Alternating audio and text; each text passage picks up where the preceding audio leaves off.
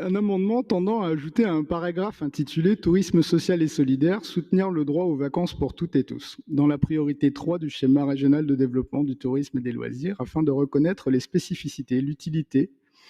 renforcer et faire du tourisme social et solidaire un axe de soutien fort de notre collectivité. Alors ça peut effectivement être un cinquième axe, je pense que là c'est un détail. Quand un Français sur 3 ne part pas en vacances, dont 3 millions d'enfants, favoriser le tourisme social et solidaire et consacrer un droit aux vacances pour toutes et tous, c'est répondre à plusieurs enjeux forts. Réduction des inégalités par l'accès aux vacances, lutte contre l'exclusion, les vacances étant un vecteur d'intégration sociale, éducation populaire, les lieux de séjour étant propices à la rencontre, aux échanges, à la mixité sociale ou géographique, soutien à l'économie locale et une approche basée sur un tourisme local et durable. Nous pourrions donc nous inspirer de la contribution de novembre 2020 intitulée Des vacances pour toutes et tous, quel avenir pour le tourisme social en Pays de la Loire, dans laquelle le Césaire avait proposé des pistes d'action pour notre collectivité, un rôle d'animation de l'écosystème régional, des aides à l'investissement sur l'immobilier,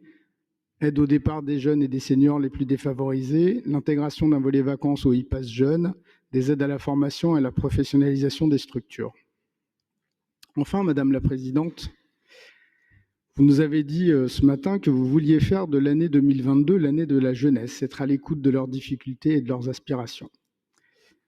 Mais le contrat de plan voté ce matin, État-région, le contrat de plan État-région que nous avons voté ce matin, ne comporte aucun investissement qui soit à la hauteur des difficultés de logement récurrentes auxquelles sont confrontés nos étudiants à chaque rentrée depuis de nombreuses années. Monsieur Brancourt, qui est en charge du sujet à Angers, aurait pourtant pu vous en toucher un mot. Je ne saurais donc que vous suggérer, au moins sur ce point, de ne pas attendre la fin de l'année et les résultats de l'année 2022 pour changer de braquet et initier avec le Crous dès à présent l'augmentation du nombre de places en résidence universitaire. Je vous remercie.